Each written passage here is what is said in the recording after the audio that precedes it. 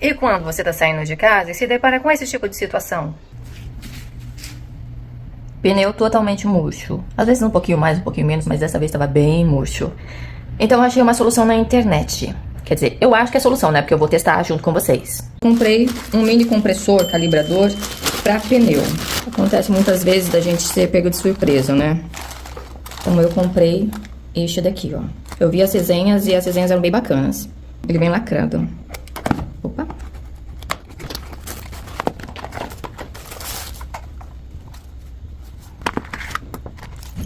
Vem o cabo, né? Os bicos.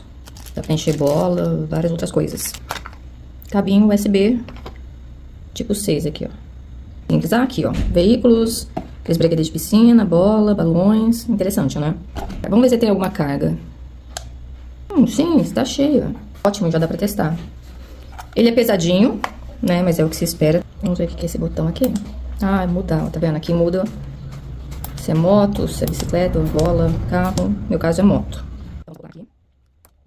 Aqui não tem a opção para pneu murcho. O que é essa luz? Ah, tem uma lanterninha. Interessante. Ela pisca também. Então aqui embaixo, ó, é onde você vai precisar carregar. Quando ele descarregar, obviamente, né? Vamos testar?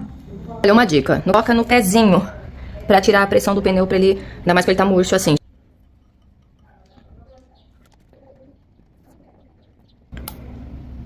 Ligar, selecionar. Ah, já foi, já tá. Peraí.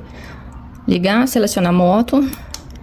Eu vi falando que o interessante era colocar um pouquinho a mais, porque ele tende a perder na hora que vai tirar ali o bocal.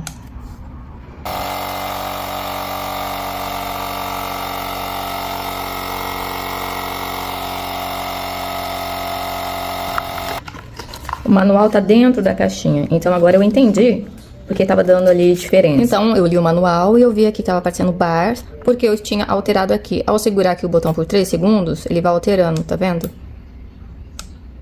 Agora sim, PSI, o que eu queria, entendeu? Enfim, por isso que é importante, leia o manual. Eu fui colocar aqui, mas pelo jeito, mesmo usando bars lá, eu coloquei na quantidade ideal, porque ele nem vai, entendeu? Não liga porque já tá calibrado. Funcionou e é muito rápido. Importante, eu comprei ontem no Mercado Livre e chegou hoje de manhã, até porque eu tava precisando com uma certa urgência, né? Essa é a parte boa do Mercado Livre. Aprovado. Vou continuar utilizando, se precisar eu faço outro vídeo. Lembrando que eu vou deixar os links nos comentários e na bio, isso vai depender de onde você estiver assistindo.